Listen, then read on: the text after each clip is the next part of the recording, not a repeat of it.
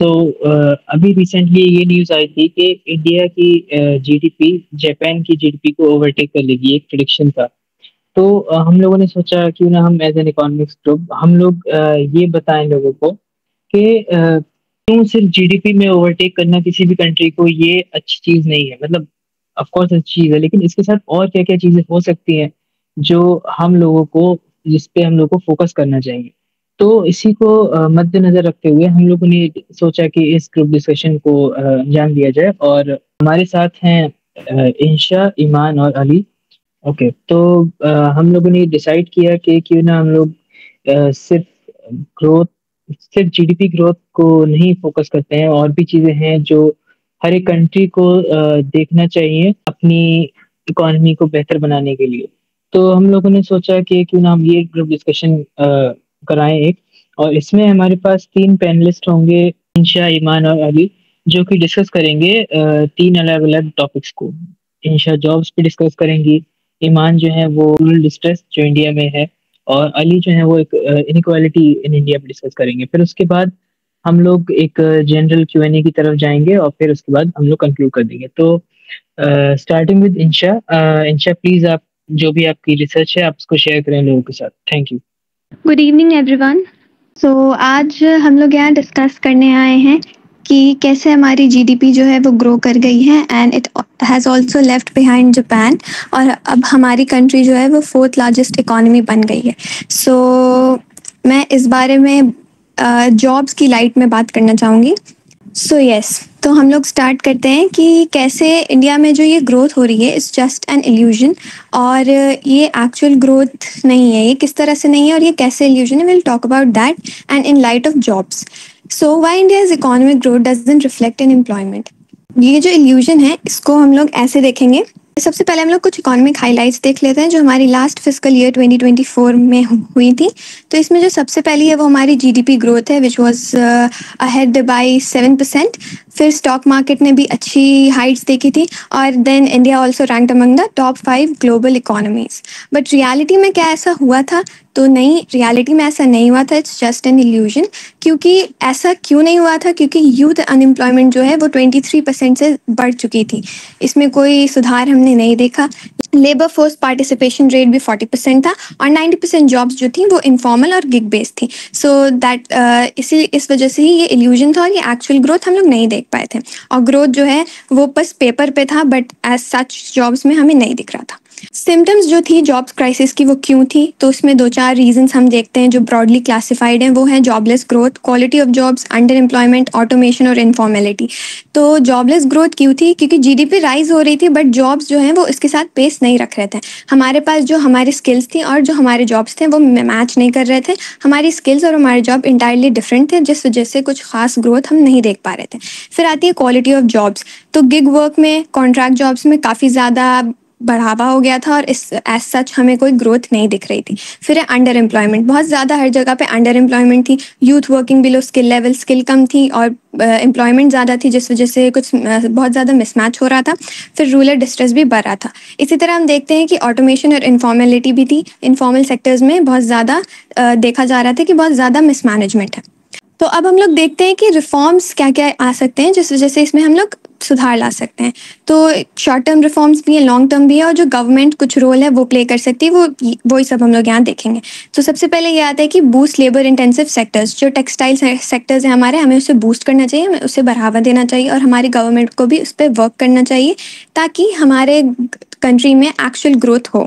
इसी तरह से लॉन्ग टर्म स्ट्रक्चरल रिफॉर्म्स में भी यही देखेंगे कि हमारी एजुकेशन सिस्टम को जो है वो मार्केट नीड से और प्रैक्टिकल चीज़ों से अलाइन किया जाए। जो चीज़ें हम लोग पढ़ते हैं वो जो है वो सिर्फ हमारी थ्योरी में ना रह जाए, वो हम लोग एक्चुअली प्रैक्टिकली अपनी जॉब्स में रख सकें और हम लोग वाकई ग्रोथ कर सकें।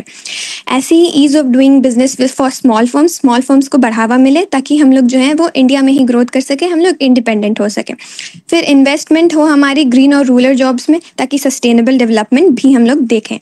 इसके साथ साथ जो गवर्नमेंट का रोल है वो उसमें ये हो सकता है कि जो भी जॉब डेटा है हमारी कंट्री का वो एम्प्लॉयमेंट टारगेट्स के से अलाइन रहे। हम देख सकें कि जो जॉब हो रही है और जो एम्प्लॉयमेंट है वो मीट करे एक दूसरे से, जो हमारे टारगेट्स हैं और जो हमारी नीड्स हैं। उसके साथ साथ मेजर ग्रोथ बियॉन्ड जीडीपी। सिर्फ जीडीपी पे देख के हम लोग ग्रोथ जज ना करें, बट एक्चुअल ग्रोथ जो हमारी कंट्री में हो रही है, जो पर कैपिटा इनकम है, वो एक्चुअली इंक्रीज कर रही है या नहीं, हमें ये ध्यान देना चाहिए। So that will be real growth of India, और तब हम लोग वाकई कहलाएंगे कि we are ahead of Japan, not just on paper और just by GDP.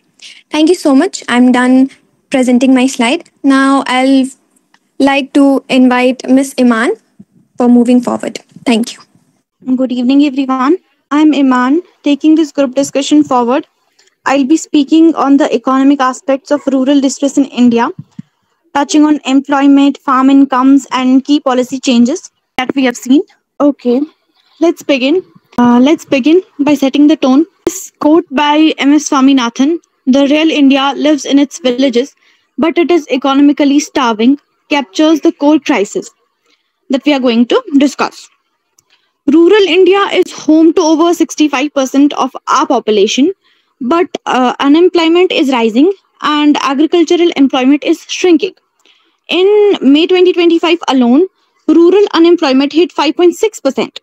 These aren't just percentage numbers, but reflect lost livelihoods, rising insecurity, and growing frustration in India's heartland.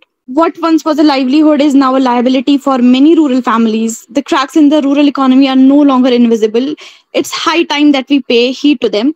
Now, why rural distress matters economically at the first place? Why does it matter in the first place? Why should we care? Because rural India is not just a moral concern. It's an economic engine at this point. Agriculture and rural consumption together drive almost 30% of India's GDP, which is large. When rural demands fall, the entire economy slows down. Moreover, distress here leads to migration, debt traps, and urban overcrowding, which is very evident in current scenario. It also creates a ripple effect on national financial institutions and food security, because overall the economy of India is highly dependent on the rural sector itself. So if when it is affected, it highly challenges the whole economy. Now, moving to the next slide, we will break down causes. What actually is causing this distress in rural sector of the economy? Breaking down into the economic causes, first, most farmers own less than 1 hectare of lands. This makes mechanization and productivity gains difficult. Secondly, access to affordable credit is still limited. It's negligible, nearly nothing, pushing farmers towards debt traps and mental health challenges. Third, the price volatility and climate risks in these areas make farm incomes unstable. These are structural problems, not temporary ones, but have a long-term effect in the overall sector. So, how it has affected rural unemployment in May 2025 alone? How seasonal jobs have declined to 5.6%, and similarly the farm employment and average farm income. If we look at the graph, this graph shows a recent trend: a drop in agricultural employment and a rise in rural unemployment. While this may partly be seasonal, it highlights the lack of alternative employment in villages, because agriculture is the main source of income in these areas, and we really don't see any other alternatives for the people there to work on. So also, average farm income have stagnant across states. There is a huge drop, making agriculture increasingly unviable. So these were the trends that relate to the information.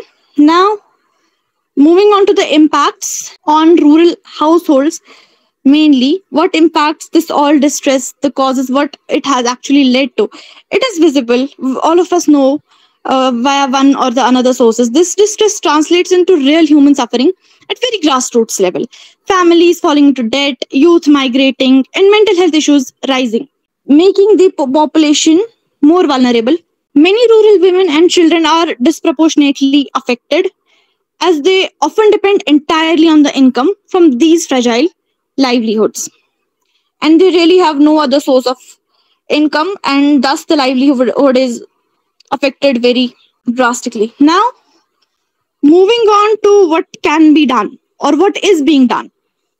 We can see at the government level or at the very grassroots level, India has several schemes, okay, that most of us must be aware of.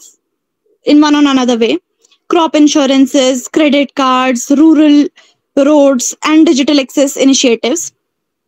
However, their impact is uneven due to weak implementation and lack of awareness, mainly because these areas are not that accessible. They don't have the access to information. Many small farmers don't even benefit directly from the schemes and what government is proposing to them. So that means there are very significant gaps. We can see them, and even there are schemes that are helping the cause, but what is being done at the grassroots level, is it really helping? There are significant gaps. Minimum support price does not reach all regions. Credit is still largely informal.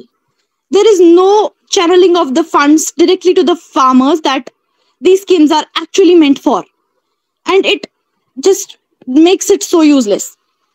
All climate adaptation strategies are underfunded. Most of them are underfunded.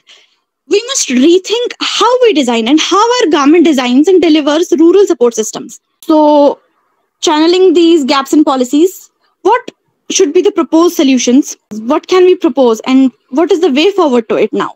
The way forward lies in a multi-pronged strategy: improving productivity, increasing credit access, promoting rural entrepreneurship, and building climate resilience. And most importantly, raising awareness, informing the actual beneficiaries about the schemes, about what is being done for them, and how they should grasp it. Only then can we ensure that rural India is not just surviving, but thriving. To conclude, rural distress is not an isolated issue anymore. It is tied to the future of India's economy, food security, and social stability. There is no sector that can be differentiated from this issue.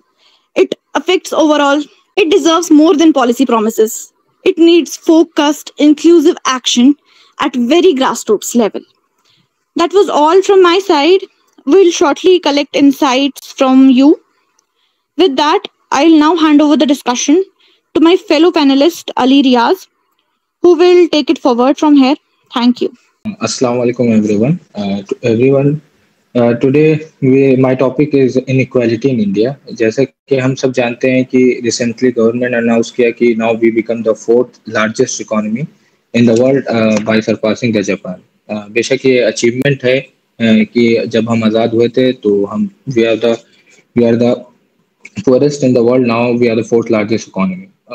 But हमें कुछ questions है जो arise करने चाहिए कि वाकई में ये जो डेवलपमेंट हुआ है कि नहीं, ये ग्रास रूट लेवल पे हुआ है कि नहीं, किसी पेपर पे हुआ है, या कुछ section of the country develop कर रहे हैं और बाकी सेक्शन ऑफ द कंट्री नहीं डेवलप कर रहे हैं। जैसा कि मतलब ये इकोनॉमिक माइलस्टोन है, इसमें कोई डाउट नहीं है, लेकिन जैसा हम सब जानते हैं कि India is about to launch इस बुलेट ट्रेन, और इसका जो लोन है और इंफ्रास्ट्रक्चर है, टेक्नोलॉजी है, ये सब हमें जापान दे रहा है। कि तो हमें ये देखना चाहिए कि एक तरफ हम जापान को पीछे कर रहे हैं, फोर्थ लार्जेस्ट इकोनॉमी बन रहे हैं, और उन्हीं से लोन, इंफ्रास्ट्रक्चर और टेक्नोलॉजी सब इंपोर्ट कर रहे हैं अपनी पहली बुलेट ट्रेन के लिए। और हमें ये देखना चाहिए कि कंट्री में जो है वो डेवलपमेंट जो हो रहा है वो ग्रास रूट लेवल पे हो रहा है कि नहीं, और इसे देखने के लिए हमें पर कैपिटा इनकम या इनकम इक्वालिटी देखना चाहिए। जैसे इनकम इक्वालिटी जो इंडिया में है, जैसे हम इस ग्राफ से देख सकते हैं कि 10% ऑफ द इंडियन पॉपुलेशन जो है वो 57% ऑफ कंट्री की वेल्थ जो है कंट्रोल कर रही है, और बॉटम की जो 50% है वो बस 13% पे ही कंट्रोल। सो ये हमें एक बहुत बड़ा डिफरेंस दिखता है कि 10% पॉपुलेशन 57% पे इनका वो होल्ड है, और जो 50% मेजॉरिटी ऑलमोस्ट है वो सिर्फ 13% का वेल्थ है उनके पास। तो ये it is a matter of concern, और ये हमें दिखाता है कि हम के शिफ्ट डेवलपमेंट हो रहा है, जहाँ पे अमीर और अमीर हो रहा है, लेकिन जो गरीब है उनकी जो डेवलपमेंट है वो इतना नहीं हो रहा है। हमें ये देखना चाहिए कि जीडीपी से ज़्यादा हमें जो देखना है पर कैपिटा इनकम पे ध्यान देना चाहिए। ये हमें बताता है कि हर एक पर्सन का डेवलपमेंट हुआ है क्या, उनका लाइफ में ओवर द पीरियड डेवलपमेंट हुआ है कि नहीं। तो जिस पर कैपिटा इनकम जो यहाँ पे हम बात करेंगे तो इंडिया का 141 है, जो कि वर्स्ट इन द है। अगर हम 10% ऑफ द पॉपुलेशन या 15% ऑफ द पॉपुलेशन जो अपर है उसको हटा दें तो हमारी per capita income Saharan African country से भी कम हो जाएगा, जो कि पुअरेस्ट इन द वर्ल्ड है। सो यहाँ पे हमें देखना चाहिए कि हम जीडीपी में तो आगे बढ़े, लेकिन पर कैपिटा इनकम हमारी काफ़ी कम है। पर कैपिटा इनकम इंडिया और जापान में अगर हम कंपैरिजन करें, तो जापान की पर कैपिटा इनकम इंडिया से 12 टाइम्स ज़्यादा है। तो ये चीज़ हमें देखना चाहिए कि जापान हमसे कितने आगे है। हमको ऑन द पेपर डेवलपमेंट हमारा हो रहा है या एक पॉकेट्स ऑफ द सोसाइटी या the pockets of the country में हो रहा है, ग्रास रूट लेवल पे इतना डेवलपमेंट नहीं हो रहा है, क्योंकि इंडिया की अभी भी जो 45% ऑफ इंडियन वर्क फोर्स है वो still employed in agriculture and related sectors. और ये जो शेयर है पॉपुलेशन का डेवलप्ड इकोनॉमी में सिर्फ 10% है, जैसे कि जापान हुआ और जर्मनी हुआ। और ये ये हमें गवर्नमेंट को ये ध्यान देना चाहिए कि जो डेवलपमेंट हो रहा है वो इंक्लूसिव हो और मेजॉरिटी ऑफ द पॉपुलेशन में इसका फर्क दिखे, ना कि कुछ लोगों में। और जो है वेल्थ है एक्यूमुलेट ना हो एक पॉकेट ऑफ द सोसाइटी में, इसका डिस्ट्रीब्यूशन प्रॉपर डिस्ट्रीब्यूशन हो। This all from my side, now we are open to discussion. Okay, thank you everyone for explaining these topics in depth. So, अब मैं चाहूँगा कि ये ये सारी रिसर्च करते वक्त इन सब टॉपिक्स पे हमारे जो पैनलिस्ट हैं इनको कुछ क्वेश्चंस आए थे जो कि हम लोग चाहते हैं कि आप लोग उन्हें देखें और समझें। कुछ इस तरह के क्वेश्चंस आए थे बहुत सारे, तो आप लोग ये सब भी देख सकते हैं और ज़रा प्लीज़ इसको फॉरवर्ड कर दें। और ये क्वेश्चन था, ठीक है, और जॉब्स एंड एस्पिरेशंस पे ज़रा इसको आगे बढ़ाएं। और ये क्वेश्चंस थे जो हमारे खुद के जो पैनलिस्ट हैं उन्होंने पूछे थे, लेकिन अब हम चाहते हैं कि उन क्वेश्चंस का एड्रेस करें जो लोग हमें सुन रहे हैं काफ़ी देर से। तो किसी को कोई क्वेश्चन पूछना है या किसी को मतलब मैसेज करके क्वेश्चन पूछना है तो आप मैसेज कर दें। आपको इंग्लिश में बोलना है, उर्दू में बोलना है, आप कैसे भी करके आपको क्वेश्चन अगर पूछने हैं तो ये अब डिस्कशन क्वेश्चन आंसर के लिए ओपन है। अस्सलाम वालेकुम एंड गुड इवनिंग एवरीवन। मेरा ये क्वेश्चन एक्चुअली सभी से है, क्योंकि जैसा आप लोगों ने मतलब डिलीवर किया, it was brilliant, it was insightful to hear. And मेरा क्वेश्चन ये है कि जितना मैंने इसमें मतलब सुना अभी तक, it was all about what's the problem, मतलब इल्यूजन कहाँ पर है, इल्यूजन कैसे है, illusion. But I'm not sure if anyone talked about what are the measures that are to be taken in order to eliminate this illusion. And we are growing, but that growth वो असल में दिखे, उस illusion को मिटाने के लिए क्या changes लानी पड़ेंगी if we talk about the fiscal policies and जो एक मतलब कॉमन मैन की एक रिस्पॉन्सिबिलिटी बनती है, क्योंकि वी ऑल नो वो भी बहुत बड़ा रोल प्ले करती है। तो I want an insight on this कि मतलब प्रैक्टिकल स्टेप्स क्या होंगे आपके हिसाब से, जैसे ये इनइक्वालिटी खत्म करने के लिए, मतलब जो पर कैपिटा इनइक्वालिटी है या जॉब्स इनइक्वालिटी है या जो रूरल डिस्ट्रेस है मतलब इंडिया अभी, तो ये एलिमिनेट करने के लिए क्या प्रैक्टिकल स्टेप्स होंगे, उन पे मैं जरा मतलब कोई भी, क्योंकि मेरा सवाल सभी से। देखिए, अच्छा क्वेश्चन था आपका, क्योंकि सॉल्यूशंस के लिए हमने सोचा कि क्यों ना हम लोगों के पास ही ओपिनियन रखें, ये देने के लिए लोगों के पास ऑप्शन रखें कि लोग सॉल्यूशंस प्रोवाइड करें। तो देखिए, सॉल्यूशंस बहुत सारे हैं इंडिया को लेके। रूरल इंडिया में हम लोग किसे हैं वो एमएसपी उनकी जो डिसाइड की जाती है, अभी बहुत कुछ साल पहले की बात है, बहुत बड़ा इशू बना था ये। तो इस तरह की चीजें गवर्नमेंट की पॉलिसीज आए जो लोगों को समझे थोड़ी सी, जिसको जो राइट विंग है वो कहते हैं कि पॉपुलिस्ट पॉलिसीज हैं कि लोगों में पॉपुलर होना चाह रहे हैं, इस तरह की के कर्जा माफ कर दिया या कुछ चीजों पे सब्सिडीज दे दी। तो इस तरह की पॉलिसीज हमें गवर्नमेंट की और चाहिए और हर सेक्टर में चाहिए। तो ये मेरे ख्याल से आपके क्वेश्चन को आंसर कर देगा। किसी और के पास कोई क्वेश्चन है? जी इस्तेफार भाई। जी अस्सलाम वालेकुम everyone. So my question is basically is that like we all have studied or know that whenever an economy grows or the booming period have, then the employment tends to increase, or at certain level they not in practical level but in theories or somewhat in practical level the employment tends to full employment level. But in the context of India, we are seeing that our economy is booming at a constant and considerable rate. That we have crossed Japan on some other big countries in terms of GDP. Not talking about the per capita income, but I'm really concerned about the employment thing. But like, what are those trends showing in our country? We our economy is running, but employment rate is degrading or decreasing day by day. So how come this difference or this impracticality from theory and the condition of India occurred? My question is from all, but I would love to listen it from panelist and Muniz by you. भाई आपका question ये था कि ये inequality आई क्यों है, jobs unemployment इतना ज्यादा क्यों है, एम आई राइट? बस इस क्वेश्चन यहीं तक फोकस था कि जो ट्रेंड होता है कि जब इकोनॉमी बढ़ता है तो उसके साथ एम्प्लॉयमेंट भी बढ़ता है, लेकिन इंडिया के केस में इकोनॉमी तो ग्रो हो रहा है लेकिन एम्प्लॉयमेंट जो है वो रिगार्ड कर रहा है, दूसरे डायरेक्शन में जा रहा है, ग्रो नहीं हो रहा है। तो ये डिस्पैरिटी कैसे हो गया थ्योरी में और रियलिटी में? जी जी, देखिए इकोनॉमिक्स में हम पढ़ते हैं कि दो बहुत ही बेसिक सा इसका आंसर है कि दो तरह की इंडस्ट्रीज होती है, एक होती है स्मॉल स्केल इंडस्ट्रीज, एक होती है large scale industries.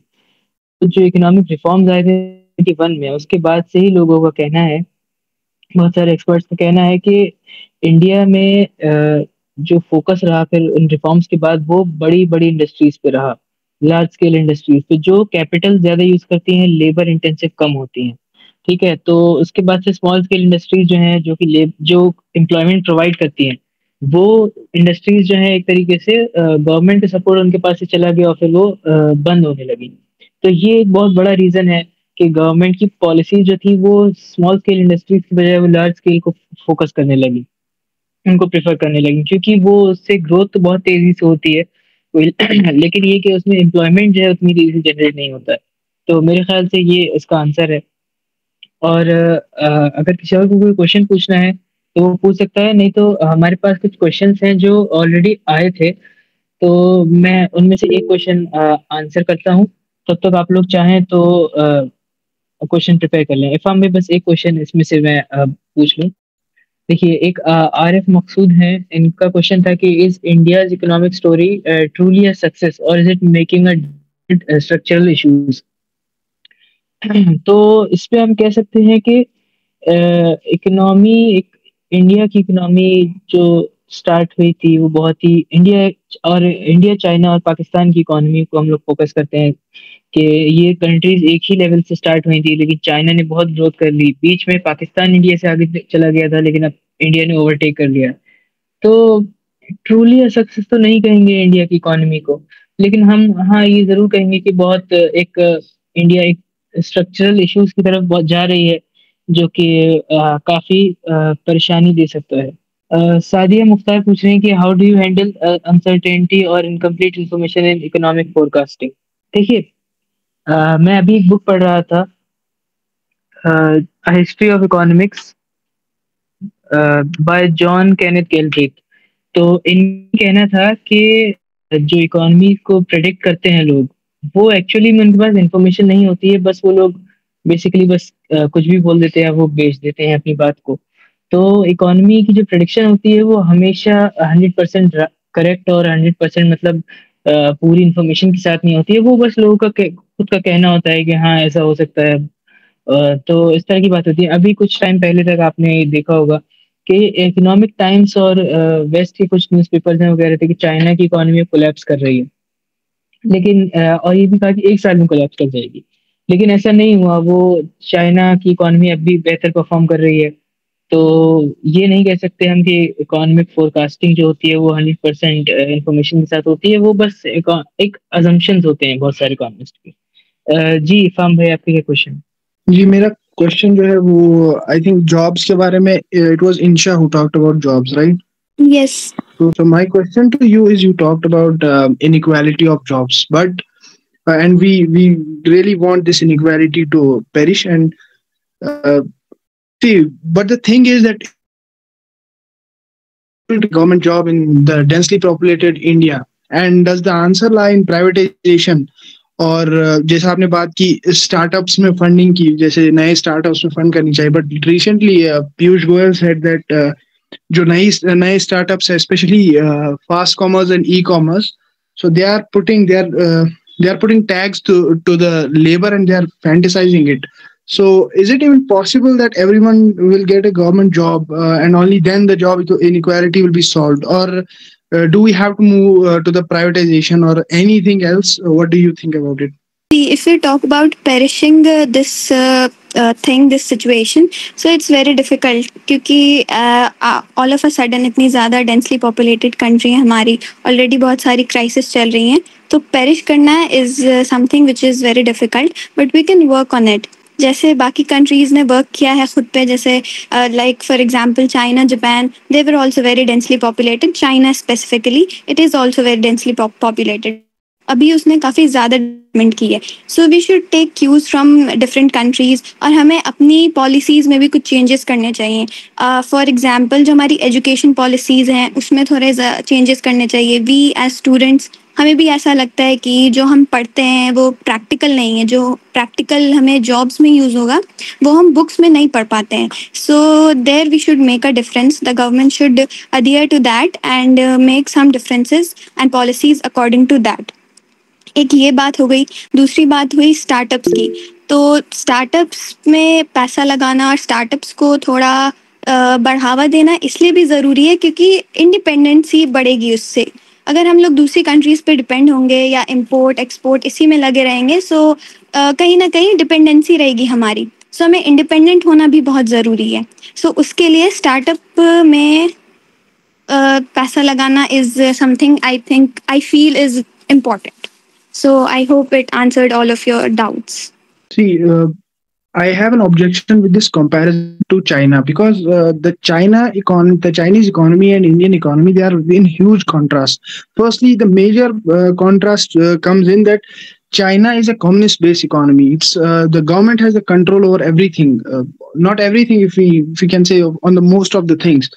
But in India, it's not possible to have a control like China and really implement those fiscal policies into the capitalistic realm of the businesses. So I wonder how this startup things and all changes this, and to what level is it legit to be compared to China in terms of economic growth? We can compare ourselves to China only in terms of population, only in terms of dense population. We are also densely populated. China is also. So that's it. जी इरफान भाई, आपका question अच्छा है, लेकिन China में ऐसा नहीं है कि वहाँ पे सिर्फ और सिर्फ गवर्नमेंट कंट्रोल करती है. अभी रिसेंटली एक चीज़ निकल के आई थी, वो ये थी कि जो बड़ी बड़ी कंपनीज हैं वो करती ये हैं कि चाइना में वो छोटे छोटे प्रोड्यूसर्स थे वो ले लेती हैं और अपने टैग लगा लेती हैं और फिर वो उन्हें वेस्ट की मार्केट में दुनिया भर में बहुत महंगे प्राइस पे बेचती हैं. तो ये कहना गलत होगा कि चाइना में पूरा सब गवर्नमेंट कंट्रोल में है. लोगों के पास भी काफ़ी कंट्रोल है और उसमें जो है कंपटीशन एंटरप्रेन्योरशिप वहाँ पे भी है. वहाँ पे भी आप देखेंगे बहुत सारे बिजनेसेस निकल के आए हैं. डीप सीक एग्जाम्पल है उसका. तो मुझे ऐसा लगता है कि कंपैरिजन हो सकता है और मुझे ऐसा लगता है कि ये आंसर कर दिया होगा आपके क्वेश्चन को. तो बहुत सारी चीज़ें हैं जिसमें हम कंपेयर कर सकते हैं, कुछ चीज़ें हैं जिसमें नहीं भी कर सकते हैं. ठीक है, तो अब मैं चाहता हूँ कि दूसरे क्वेश्चंस को भी हम एड्रेस करें क्योंकि बहुत सारे क्वेश्चंस हैं और टाइम हमारे पास थोड़ा कम है. तो कुछ क्वेश्चंस थे कि are current government steps sufficient to reduce job inequality और what career can be pursue in the field of economics. ये क्वेश्चन अनरिलेटेड है. तो ऊपर वाला क्वेश्चन हो गया और what kind of policy should be taken. बहुत सारे क्वेश्चन ऐसे थे कि कौन सी क्या पॉलिसी इंडिया को लेनी चाहिए, इंडिया को इम्प्लीमेंट करनी चाहिए इस इनइक्वालिटी को और जो भी हालात हैं उसको बेहतर करने के लिए रिफॉर्म्स नीडेड. हिमानी चौंकर का क्वेश्चन था. तो जैसा कि मैं कह चुका हूँ पहले, हमें थोड़ी से पॉपुलिस्ट मेजर्स की ज़रूरत है और हमें कुछ ऐसे रिफॉर्म्स चाहिए जो बड़ी इंडस्ट्रीज के बजाय छोटे प्रोड्यूसर्स पे फोकस करें. ठीक है, तो ये इसका आंसर है. और बहुत लोग कहते भी हैं कि इंडिया बस 4 ही लोग चलाते हैं. तो हम 4 लोगों से हट के हमें बाकी जो करोड़ों लोग हैं उनकी तरफ कुछ पॉलिसीज बनानी चाहिए, उनके कुछ हालात बेहतर करने के लिए हमें पॉलिसीज बनानी चाहिए. तो यस, ऐसे बहुत सारी पॉलिसीज हैं जो हम लोग इम्प्लीमेंट कर सकते हैं और पॉलिसीज बनाना जो है वो पॉलिसी मेकर का काम है. तो हम खुद तो नहीं बता सकते आपको क्या पॉलिसी होगी, लेकिन हाँ बेहतर पॉलिसीज ला सकते हैं हम लोग। और रिफॉर्म, बहुत बड़ा रिफॉर्म की जरूरत है इंडिया में। और एक और क्वेश्चन था, main causes of rural distress in India. तो क्योंकि इसको डिस्कस किया था ईमान ने, तो मैं चाहूंगा कि ईमान आप इसको आंसर करें। So मेन रीजंस जो रूरल डिस्ट्रेस इंडिया के अंदर है, I think are mainly related to what employment sources they have there. It is farming, obviously. And the main issue related to farming is that it does not provide a stable or sufficient income anymore. As I already mentioned, farmers के पास बहुत कम land holdings होती है, और rising costs के साथ climate की uncertainty और price fluctuations के साथ साथ it becomes really hard for them to earn enough, and overall sector affect हो जाता है, which causes the distress. On top of that, rural India में एम्प्लॉयमेंट ऑप्शंस बहुत लिमिटेड है, so people don't have alternatives outside farming. Government schemes do exist, but all of us know how impactful they are at the grassroots level. Often या तो उनका implementation weak होता है, या लोगों को उनका awareness नहीं होता, या they don't even reach to the targeted sector. Mostly this is the case. I hope I was able to answer the question. So अब हमारे पास और क्वेश्चन हम चाहते हैं कि आप लोग पुट अप करें। तो किसी के पास और कोई क्वेश्चन है, किसी को डिस्कस करना है कुछ, तो वो कर सकता है। अस्सलाम वालेकुम। वालेकुम सलाम। ओके, काफी अच्छा सवाल है सादान भाई का। उन्होंने पूछा है कि what must India do to ensure that its rapid economy expansion translates into real improvements like in quality of life, innovation and stability, and of course for all its citizens, not just a fortunate few. हाँ, तो इसको कोई और अगर answer करना चाहेगा तो करें, इंशा, ईमान, अली में से कोई, नहीं तो फिर मैं ही से आंसर करूँगा। ओके, तो ठीक है, अगर कोई आंसर नहीं करता है। देखिए, ये क्वेश्चन पूछ रहा है कि अगर ऐसा किया जाए कि इंडिया की इकोनॉमी जो है वो भी एक्सपेंड हो और लोगों का उसमें फायदा भी हो, वेलफेयर भी हो। तो इकोनॉमी एक्सपेंड कर रही है इंडिया की, नो डाउट, लेकिन हमें ये करना होता है कि जो रिसोर्स हमारी कलेक्ट हो रही है इतना सारा, जो जो जीडीपी आ रही है, लेकिन वो कहाँ से आ रही है। तो हम लोग ये देख सकते हैं कि जो इनकम जो भी जनरेट हो रही है, एक तो ये कि जो इनकम डिस्ट्रीब्यूशन है वो हमें थोड़ा सा इक्वल करना होगा। और बहुत सारे, और अभी रिसेंटली रिपोर्ट आई थी जिसमें बताया गया था कि जो सीईओज की जो सैलरी है वर्सेस उनके एम्प्लॉयज की, वो काफी उसमें ड्रास्टिक चेंजेस आए हैं। मतलब बहुत ज्यादा सीईओज की इनकम बढ़ गई है और सैलरी जो एम्प्लॉयज हैं उनकी वो नहीं बढ़ी है। तो कुछ इस तरह का हमें फोकस करना चाहिए कि इंडिया पॉलिसी बनाए कि जो उसकी इनकम डिस्ट्रीब्यूशन है लोगों में, वो इक्वल हो, थोड़ा सा वो लोगों में काफी अच्छे अमाउंट में जाए, सब तरफ जाए। ठीक है। दूसरा ये कि इकोनॉमिक एक्सपेंशन जो है, एक थोड़ा सा एक नया टॉपिक आ जाएगा ये, लेकिन मैं चाहता हूँ कि इसको एड्रेस कर देते हैं।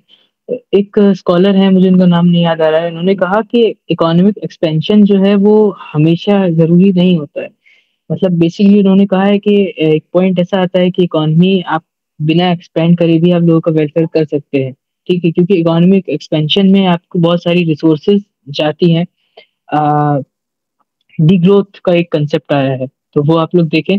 तो उन्होंने कहा कि भाई इकोनॉमी हमेशा बढ़ाना वो अच्छी चीज नहीं है। आप ये कि मतलब एक्सपेंड करे जा रहे हैं आप, माइंस, कोल माइंस जो हैं आप बढ़ाए जा रहे हैं, वो चीज नहीं। आप जो है ऑलरेडी जो रिसोर्सेज हैं उसको यूटिलाइज करें उसको, और उसमें इनकम डिस्ट्रीब्यूशन है उसको आप बेहतर करें। तो जब इनकम डिस्ट्रीब्यूशन बेहतर होगी तो फिर जो है लोगों के लाइफस्टाइल में बहुत रैपिड चेंजेस आएंगे, और इनोवेशन एंड स्टेबिलिटी फिर आ जाएगी अपने आप ही। स्टेबिलिटी तो आएगी जब डिस्ट्रीब्यूशन ऑफ इनकम जो है बहुत बेहतर होगा। तो अच्छा क्वेश्चन है, मुझे लगता है कि मुझे उम्मीद है कि मैंने इसको आंसर कर दिया है। तो दूसरा क्वेश्चन आया है कि what are the main ethical challenges faced by economist working government और in different sector in China और इंडिया। देखिए, एथिकल चैलेंजेस यही होते हैं इकोनॉमिस्ट के बाद कि बड़ा अच्छा कंसेप्ट दिया था एक स्कॉलर ने। तो उन्होंने कहा कि जो आजकल की इकोनॉमीज हैं, जो वेस्ट में इकोनॉमीज हैं, वो ऐसा करती हैं, वो प्रॉफिट ओवर पीपल प्लेस करती है, यानी कि प्रॉफिट पहले होना चाहिए और लोग बाद में होना चाहिए। यानिस वारूफाकिस एक स्कॉलर हैं, उन्होंने कहा कि जो बैंक्स हैं, क्राइसिस के टाइम पे बैंक्स जो कंपनीज हैं उनको बेल आउट कर देते हैं, क्योंकि जो है कंपनीज हमारी नहीं बचेंगी। जो एक जनरल सी बात कही जाती है, कंपनीज नहीं बचेंगी तो इकोनॉमी रुक जाएगी। लेकिन ये कि वही बैंक्स होते हैं, जब लोगों को पैसे चाहिए होता है तो वो कहते हैं कि भाई क्राइसिस की वजह से हमारे पास पैसे नहीं है, तो वो सब बातें आ जाती हैं। तो एथिकल चैलेंजेस मुझे ऐसा लगता है यही आते हैं कि आप किसको प्रेफर कर रहे हैं, आप पीपल्स वेलफेयर को प्रेफर कर रहे हैं ज़्यादा, या फिर आप जो है शेयर होल्डर्स हैं, उनके प्रॉफिट को ज़्यादा आप मतलब इम्पोर्टेंस देते हैं। तो ये बहुत बड़े दो चैलेंज, दो एक मेरे ख्याल से एक एथिकल चैलेंज है जो फेस करते हैं बहुत सारे इकोनॉमिस्ट और पॉलिसी मेकर। ओके, तो thank you everyone for coming, और हमें उम्मीद है कि आप लोगों को बहुत इंसाइटफुल लगा होगा, बहुत ही ज़्यादा ये अच्छा आपको एक इंसाइट दिया होगा हमने इस ग्रोथ इल्यूजन पे। क्योंकि ज़रूरी नहीं कि जीडीपी हमेशा बढ़े और चीज़ें अच्छी हों, तो और चीज़ें भी हमें जो है फोकस करनी चाहिए। तो इसको हम यहीं पे रैप अप करते हैं, और हम जो है बिल्कुल और कोई टॉपिक होगा तो हम लोग बिल्कुल एक और डिस्कशन लेके आएंगे। तो आप लोग स्टे कनेक्टेड, और थैंक यू फॉर ज्वाइनिंग।